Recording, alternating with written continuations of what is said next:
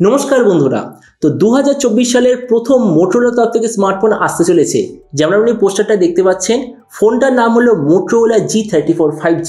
তো এই জন্য এই ভিডিওতে আমরা দেখবো এই যে মোটরোলা G34 5G আসতে চলেছে, এটার পুরো স্পেসিফিকেশন, প্রাইস, আর যে দামে এটা লঞ্চ হবে তো সেই দামে এটা কি সবচেয়ে ভালো ডিভাইস হবে কি হবে না, এই ভিডিওতে আমরা এটা সম্বন্ধে আলোচনা করব।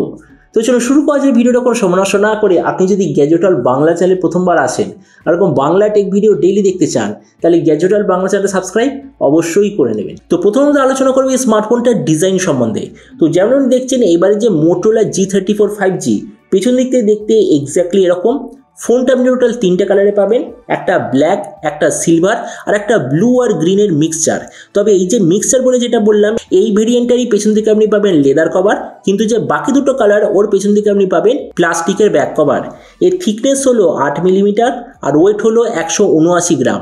ডিসপ্লের দিক থেকে এতে আপনি পাবেন 6.5 inch HD+, 120 hertz IPS LCD display, তার সঙ্গে 240 হার্জের টাচ স্যাম্পলিং রেট, 580 নিটসের brightness, 20:9 aspect ratio, 92% screen to body ratio.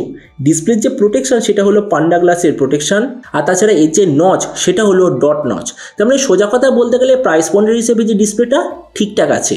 প্রসেসরের দিক থেকে এতে আপনি পাবেন স্ন্যাপড্রাগন 695 5G প্রসেসর। ক্যামেরার দিক থেকে এতে আপনি পাবেন 50 আর 2 মেগাপিক্সেলের ডুয়েল ক্যামেরা, তার সঙ্গে 16 মেগাপিক্সেলের সেলফি। এই যে স্মার্টফোনটা টোটাল দুটো ভেরিয়েন্টে লঞ্চ হবে, একটা হলো 4/128GB, দ্বিতীয়টা হলো 8/128GB। র্যামের কোয়ালিটিটা LPDDR4X, মেমোরিতে আছে UFS 2.2, আর তার সঙ্গে আপনি পাবেন হাইব্রিড কাস্টটের অপশান। ব্যাটারির দিক থেকে 5000 mAh ব্যাটারি, সঙ্গে 20 ওয়াটের চার্জার, আর কানেক্টিভিটি হলো USB Type-C। তো এবারই স্মার্টফোনের বাকি কিছু ফিচার বলতে গেলে এতে আপনি পাবেন Android 14 out of the box, 3.5mm jack, single speaker, আর যেটার সঙ্গে আছে সাইড মাউন্টেড ফিঙ্গারপ্রিন্ট সেন্সার। আর এর ওএস আপডেট সাইকেলের দিক থেকে বলতে গেলে 1 বছরের মেজর ওএস আপডেট, 3 বছর সিকিউরিটি নামে পেয়ে যাবেন। তো এবার সবচেয়ে মেন জিনিস, এই যে স্মার্টফোনটা কি দামে লঞ্চ হবে। তো দেখুন, আমি এখনো পর্যন্ত যেরকম খবর পেয়েছি, এই স্মার্টফোনটা ইন্ডিয়াতে স্টার্ট হবে এক্স্যাক্টলি 11,000 টাকায়। আর আপনি যদি ভিডিওটা বাংলাদেশ থেকে দেখে থাকেন তাহলে বাংলাদেশে লঞ্চ হওয়ার কথা 20 থেকে 25,000 বাংলাদেশি টাকার মধ্যে। তো এবার সব ভিডিওর মধ্যে আপনাকে জানাবো এই যে স্মার্টফোনটা যে আসতে চলেছে এটা কি প্রাইস পয়েন্টের মধ্যে সবচেয়ে ভালো, নাকি এর চেয়ে বেটার অন্য কোনো স্মার্টফোন অ্যাভেলেবেল আছে। তো দেখুন, আমি এটার উত্তর ইন্ডিয়ান টাকা অনুযায়ী বলছি। তো এই মুহূর্তে আপনি যদি ইন্ডিয়ান মার্কেটে দেখেন তাহলে 11,000 টাকায় একটাই স্মার্টফোন সবচেয়ে ভালো, সেটার নাম হচ্ছে পোকো M6 Pro 5G। তো আমরা যদি ওটার সঙ্গে কম্পেয়ার করি, প্রথমত ডিসপ্লে, এই দিক থেকে নো ডাউট পোকো হচ্ছে বেটার, কেননা পোকোতে আপনি পাবেন ফুল HD+ ডিসপ্লে, তাও আবার আরও বড় সাইজের ডিসপ্লে। তার মানে এই দিক থেকে পোকো বেটার। প্রসেসরের দিক থেকে আমি বলবো মোটরোলা বেটার, কেননা মোটরোলা যে স্ন্যাপড্রাগন 695 ওটা স্ন্যাপড্রাগন 4 জেনারেশন 2 থেকে ডেফিনেটলি বেটার। তো এই জন্য এই দিক থেকে মোটো বেটার। ক্যামেরার দিক থেকে এখানেও মোটো বেটার, কেননা মোটোতে আছে 16 মেগাপিক্সেলের সেলফি, পোকোতে আছে 8 মেগাপিক্সেলের সেলফি। ভেরিয়েন্টের দিক থেকে এখানে মোটো বেটার, কেননা মোটো স্টার্টিং ভেরিয়েন্ট হলো 4/128GB, পোকো স্টার্টিং ভেরিয়েন্ট হলো 4/64GB। তাছাড়া ব্যাটারি আর চার্জারের দিক থেকে এখানেও মোটো বেটার, কেননা মোটোতে আপনি পাবেন 20 ওয়াটের চার্জার, পোকোতে আছে 18 ওয়াটের চার্জার। স্পিকারের দিক থেকে এখানে আমি বলবো মোটো স্লাইটলি একটু বেটার, কেননা মোটোতে আপনি সিঙ্গেল স্পিকার থাকা সত্ত্বেও আপনি পাবেন ডলবি অ্যাটমসের সার্টিফিকেশন, পোকোতে আপনি পাবেন নর্মাল সিঙ্গেল স্পিকারের অপশান।